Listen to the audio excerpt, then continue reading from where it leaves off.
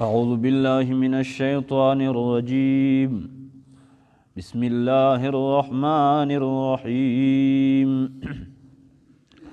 ولكل وجهة هو موليها فاستبقوا الخيرات أينما تكونوا يأت بكم الله جميعا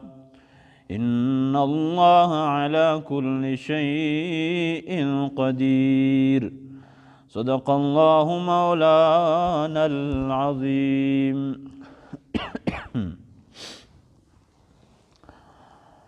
قرآن پاک کې الله جل جلاله چې کوم احکامات منسوخ کړي دي، نو په دې منسوخ احکاماتو کې اول حکم دا دی تحویل قبله و د قبلې د بدلولو. نو د دې وجې نه مشرکینو او یهودو خبرې اترې هم دې متعلق ډېرې کولې، پروپیګنډې ډېرې کولې، خو الله جل جلاله هم دا حکم بار بار ذکر کوي. دا تقریبا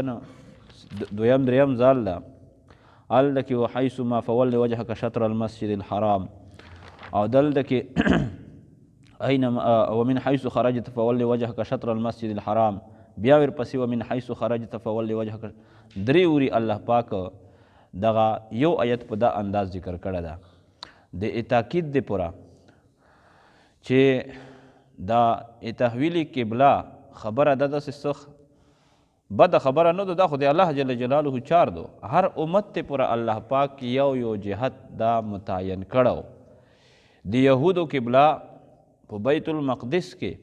یو غټ چټان و، هغه طرف ته د هغې قبله وه. ولکل وجهة هو مولیها، د هر یو امت ته پوره د امتونو نه خپله قبله وه، خپل جهت و د لمونځ کولو، نو هغه هغې ته مخ اړونکي وو. نو د یهودو په بیت المقدس کې یو غټ چټان و، هغه طرف ته به د دوی المونځ و. او د نصراو په دغه چټان کې چې کوم مشرق جانب و، هغه طرف ته د هغې الله حکم کړی و تاسې به عبادت المنځونه کوئ. او د امت محمدي د پوره الله جل جلاله کعبة الله بیت الله دا معین که چې دغه طرف ته به تاسې المنځونه کوئ. نو د جهت څه خبره نشته، اصل خبره نیکي حاصلول ده چې نیکۍ طرف ته د یو بل نه تاسې سبقت وکوئ، یو بل نه جلدي وکوئ، د یو بل نه مخکې شوئ. د زندګۍ هېڅ پته لګاته نه لګېږي. دنیا کې د نیکۍ څه قدر نشته ده، لیکن په آخرت کې د دغې نیکۍ به بیا ډېر انتهایي قدر وي. یوه نیکي به خلک غوړي، خو لیکن یوه نیکي به هم هلته کې څوک پیدا کوی نشي، نه به یې څوک ویر کوي. نن خو الله جل جلاله په معمولي معمولي عمل باندې په زرګونې زرګونې نیکۍ ویر کوي، بخششونه کوي. دا دنیا د دارالعمل ده. نو دې کې ته څومره کوی شي، الله پاک په هغې کې تو ته برکت هم اچوي، اجر په در کوي. بیا هلته کې دارالجزا ده، هغې کې بیا عملونه نشته، نه څوک چاته نیکۍ ویر کوي. نو الله فرمایي ولکل وجهة هو مولیها فاستبقوا الخیرات ولکل امت من الامم، او د هر یو امت ته پوره د امتونو نه وجهة یو جهت ته، وجهة قبله دو، هو مولیها چې دغه هر یو امت مولیها هغې طرف ته مخ اړونکه ده، ګرځېدونکه ده په لمونځ کې. فاستبقوا الخیرات، فاستبقوا الخیرات، پس تاسې سبقت وکوئ، جلدي وکوئ د یو بل نه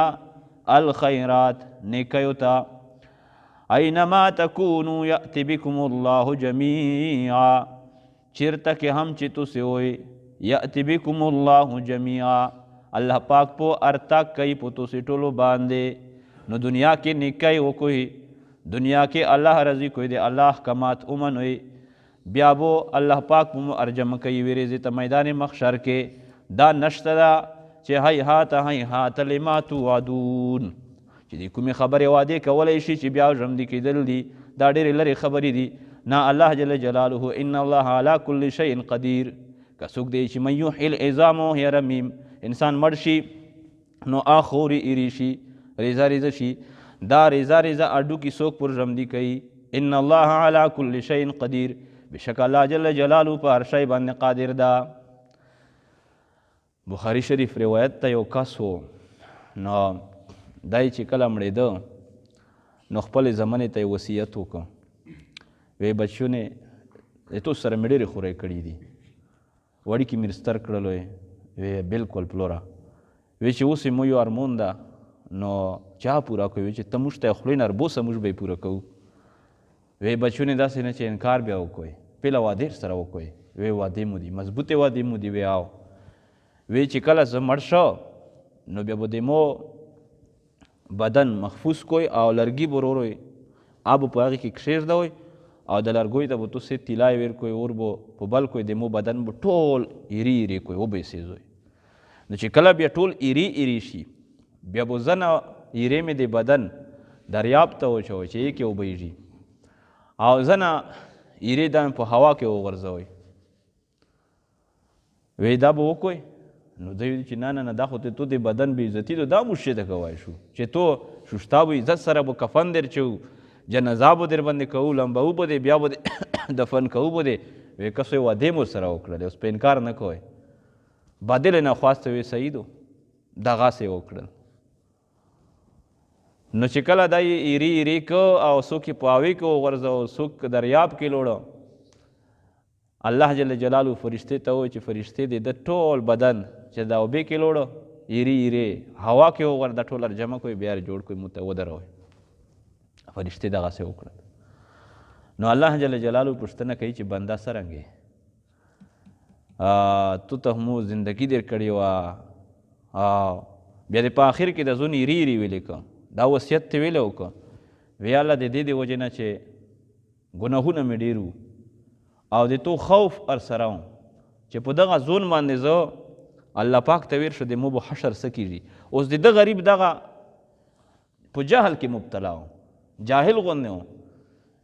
چې الله پاک ته که ته خورې شې نو الله به در ژمدی کوي، بیا به الله سزا در کوي. ده وی چې که ایرې ایرې شه بدن خو مې سره میلاویږي نه، څوک اوبې کې لوړ ده، څوک په هوا کې لوړ ده، بس مو بیا الله پاک ژمدی کوی نه شي. د ده غریب دا سوچ و، لہذا د عذابونو نه به زه باج شم. نو یا الله تو خوف مې په زړه کې ومو چې کېدای شي په دې طریقې تو عذابونو نه باج شه، بیا ژمدی نه شه. نو الله جل جلاله ته وایي چې زه خو په هر شی باندې قادر یم، خو چونکې د مو خوف د سره میلاو وم، لہذا په هغه خوف باندې مې ورسته وبخښلې، ته مې معاف کړلی. ان الله علی کل شیء قدیر. دا موږ څومره وجودونه دي دا ټول به بیا الله ژوندي کوي. الله ته به داسې دارو، هر چا نه به الله پوښتنه کوي، د هر چا نه په الله هېڅ مشکل نه دي. د الله په ول کې وخت هم ډېر نشي لګېدی. ځینې روایاتو کې درومي چې مؤمنینو سره چې چا سره الله آسان حساب کوي ته به داسې ولګي لکه نیمه ریس چې کسې په نیمه ریس کې به الله پاک د ټولو سره حساب وکړي. او په ځینې کې بیا چې کومې سره مشکلات شي، حساب کتاب الله سره شي او په سختۍ شي سره، بیا 50,000 سنه په هغه باندې به دغه ریز د 50,000 سال په برابره شي. دا وایي چې دا تېرېږي نه، دا حساب کتاب چې ته بس ختم شي چې یو طرف ته شو. نو دنیا کې خپل زندګۍ ته سوچ کول دي چې دا د غفلت کې نه تېره نه شي، ګناه کې نه تېره نه شي، الله ته په ګناهونو لړله ویر نه شه چې هر وخت الله ته په توبه کې وم. ومن حیث خرجت فول وجهک شطر المسجد الحرام. او چې ته هم خرجت چې ته وځې سفر کې، فول وجهک نو ته اړوه خپل مخ شطر المسجد الحرام، مسجد حرام طرف ته. وانه للحق، بشک سره دغه حکم دی تحویل دی قبله حق، للحق همها حق ته، رښتیا ده، ثابت ته، نازل ده من ربک دی جانب دی رب دتونه. وما الله بغافل عما تعملون. او نه د الله جل جلاله بخبره عما د هغې شیونو نه، د هغې عملونو نه تعملون تاسې کوئ. ومن حیث خرجت فول وجهک شطر المسجد الحرام. او چې ته هم چې ته ووځې فول وجهک نو ته اړوه خپل مخ شطر المسجد الحرام، مسجد حرام جانب ته طرف ته. وحیث ما کنتم. او چې ته کې هم تاسې چې وایي فولو وجوهکم نو پس تاسې اړوئ مخونه خپل شطره مسجد حرام طرف ته. ویلې لئلا یکون للناس علیکم حجة، لئلا د دې پوره لا یکون چې نه وي للناس خلکو د پوره چې یهود او مشرکین دي، علیکم په تاسې باندې حجة څه اعتراض څه الزام، یا لئلا یکون لئلا یبقى د دې پوره چې باقي نشي پوتې للناس خلکو ته چې یهود او مشرکین دي، علیکم تاسې باندې حجة څه اعتراض فی دینکم تاسې په دین کې. ځکه چې که چېرته بیت الله شریف طرف ته د نبي علیه الصلاة والسلام ته الله حکم نه وکړ او صرف بیت المقدس دغه قبله مقرره شوې وه نو د یهودو به دا اعتراض پوتې شوی وه چې دا دی موږ په کتابونو کې خو دا نبي القبلتین و چې دا به اول حکم به د بیت المقدس ویده کېږي او بیا به د بیت الله ویده کېږي دا خو بیت الله ته بیا مخ نه پکې وړه صرف او صرف د قبله دا بیت المقدس شوله نو دا پیغمبر نه دا اعتراض به دوی بکی پوتې وه او د مشرکینو به دا اعتراض وه چې دعوا خو د ملت ابراهیمي کوي چې زه د دین ابراهیمي منونکی یم خو په قبله کې د هغه نه مخالفت کوي نو لحاظه د هغې اعتراض هم ختم شو د یهودو اعتراض هم ختم شو خو البته چې کوم نه منونکي خلک وي او ضد او عناد وي نو د هغې دپاره خو که په رڼا ریز ښه وي ته چې دا ریز او دی چې ضد نیولی ریز ته به شپه یي ځکه الله فرمایي چې الا الذین ظلموا منهم مگر ها خلق ظلمو چې دوی ظلمون دي منهم د دوی نه بالعناد په عناد سره نو او پروپیګنډې کوي خو د هغې د پروپیګنډې نه به الله فرمایي تاسې ډرېږئ نه باطل خلک په ډېرې ډرامې در پسې کوي ډېرې کیسې به در پسې کوي د چا د خبرې د وجې نه د چا د کیسې د پروپیګنډې د وجې نه به ته د الله د دین چار پرېږدې نه الله فرمایي فلا تخشوهم نو تاسې د دوی نه ما ډرېږئ وخشوني او د ایمونه تاسې ډرېږئ چې که زه په دا خبره کې خاموش شو دا حقه خبره مې ونه کړه د الله د دین خبره مې ونه کړه نو الله ته به څه جواب ورکوم ولأتم نعمتي علیکم او د دې پوره چې زه تاسې باندې پوره که نعمتي خپل نعمت ولأتم نعمتي دې پوره زه پوره که نعمتي نعمت خپل علیکم په تاسې باندې د قبله ته مخ اړول بیت الله شریف مقرر کېدل دا هم د الله جل جلاله نعمت ته دغی امت کې پیدا کول د موږ د الله جل جلاله دا هم یو لوی نعمت ته رسول الله صلی الله علیه وسلم الله پیغمبر ار کول دا هم د الله لوی نعمت ته کتاب الله ار کول دا هم د الله پاک لوی نعمت ته او بیت الله شریف قبله مقرر کول په ټولو مساجدو کې بیت الله شریف ته عظمت حاصل ده نو دا د موږ قبله شو دا هم لوی د الله پاک عظیم نعمت شو ځکه الله فرمایي ولأتم نعمتي علیکم او دې پرې زه پوره که خپل نعمت په تاسې باندې ولعلکم تهتدون او دې پرې تاسې په هدایت باندې شوئ کما ارسلنا فیکم رسولا منکم دغه نعمت هم الله در باندې وکړه دی بیت الله شریف د قبلې مقرر کېدلو لکه څرنګه چې الله پاک دا نعمت در باندې کړه چې الله پاک تاسې کې یو مبارک پیغمبر رستوله ده محمد رسول الله عیسی علیه السلام د الله جل جلاله نه دا حق حدیث ده د الله نه سوال وکړو چې کله د نبی علیه السلام د امت فضائل انجیل کې وکتل یا الله دغې امت کې ته د محشر وکړې یا الله دې امت کې مې چک کې الله پاک د دعا قبوله کړله حالات جوړ شول ورستې به هغه روشي نو الله پاک عیسی علیه السلام رمدای اسمونونو ته چک کړل دویم اسمون کې عیسی علیه السلام ده اول اسمون کې حضرت آدم علیه السلام دویم سمون کې حضرت عیسی علیه السلام او یحیی علیه السلام او دریم سمون کې یوسف علیه السلام څلورم سمون کې ادریس علیه السلام پنځم سمون کې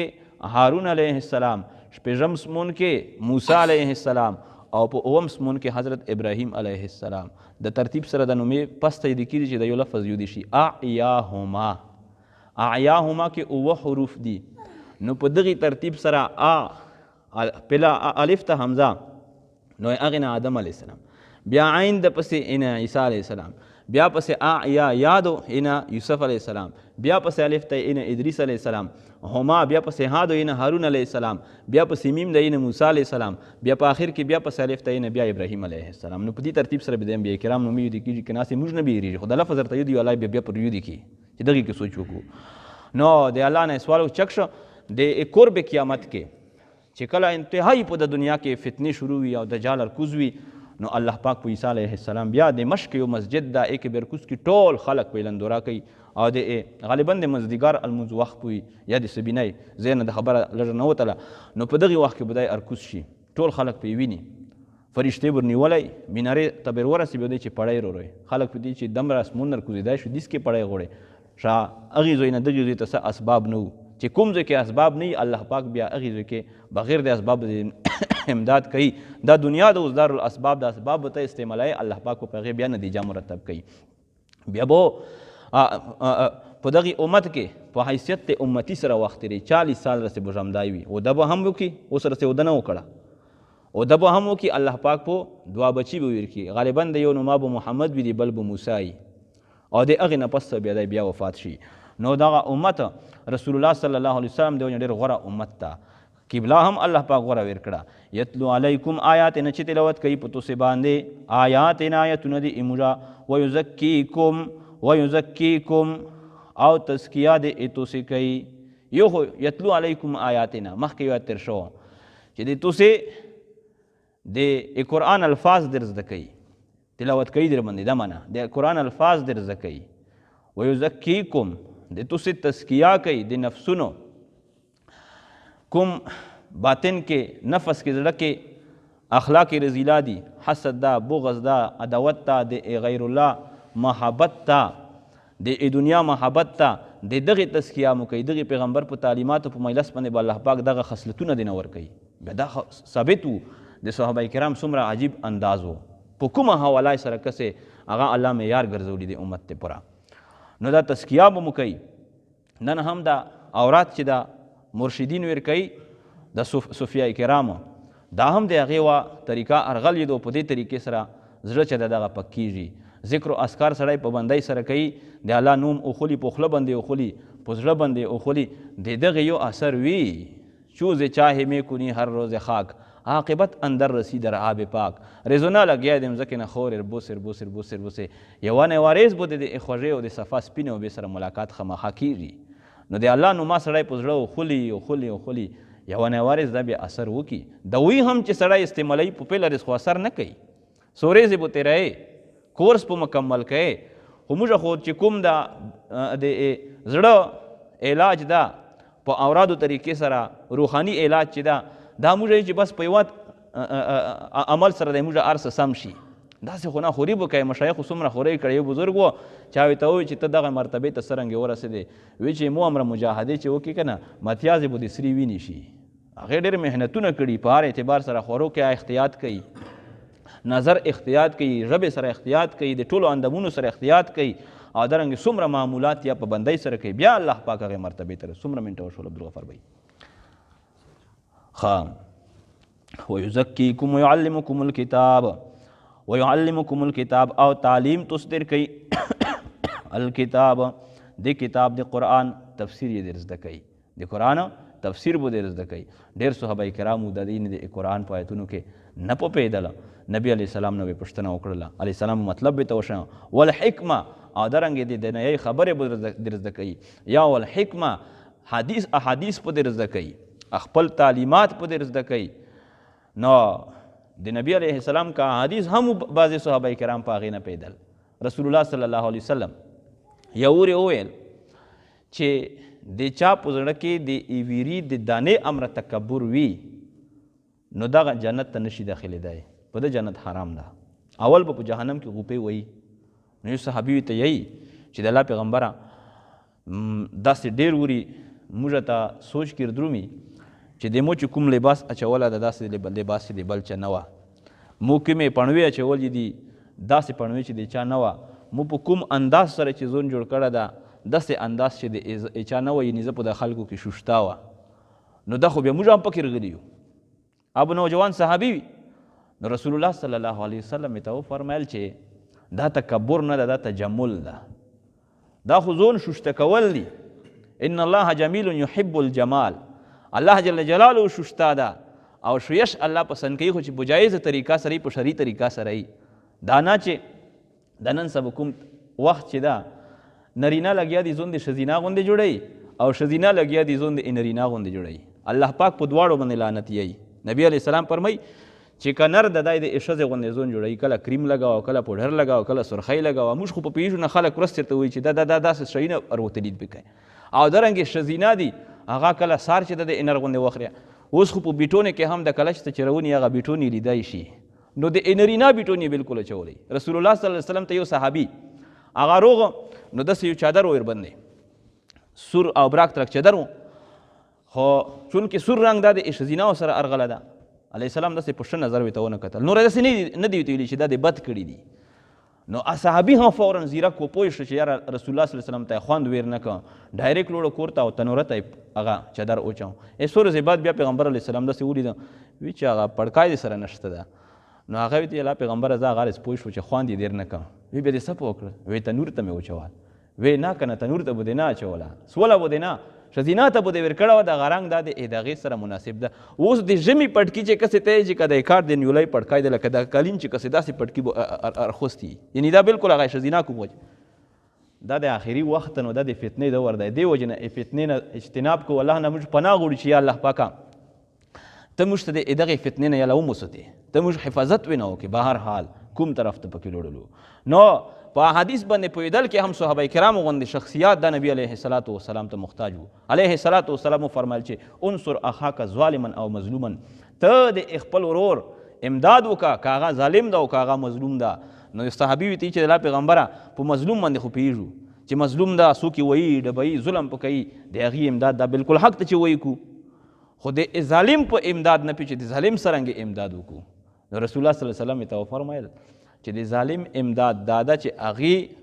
خذه بیده په د لوس باندې ونسه د ظلم نه یې مانع کا، ځکه چې که د هغه ظلم کوي د ده آخرت وي سره خروپېږي. او علیه السلام په خپله د دعا هم وغوښتله اللهم انی اعوذ بک من ان اکون ظالما او مظلوما، یا الله زه دې تو نه پناه غواړم د دې خبرې نه چې زه یا ظالم شه او یا مظلوم شه، ځکه چې مظلوم شي نو دنیا دې خروبه شو، هر ځای کې به ویل د بل خورې، او که ظالم شي آخرت دې خروپېږي. نو دغه پیغمبر د دې څه خصوصیات دي؟ تعلیم د کتاب ورکوي، د الفاظو هم او د تشریح هم، او دارنګه تزکیه د نفوسو به یې کوي او خپل احادیث په ور زده کوي. ویزکیکم ویعلمکم الکتاب والحکمه ویعلمکم ما لم تکونوا تعلمون، او تعلیم متصدر کوي د هغې خبرې د هغې شیونو در زده کوي به هغه شیونه لم تکونوا تعلمون چې نه وئ تاسې چې په هغې باندې پوهېدلی. و آخر دعوانا ان الحمد لله رب العالمین.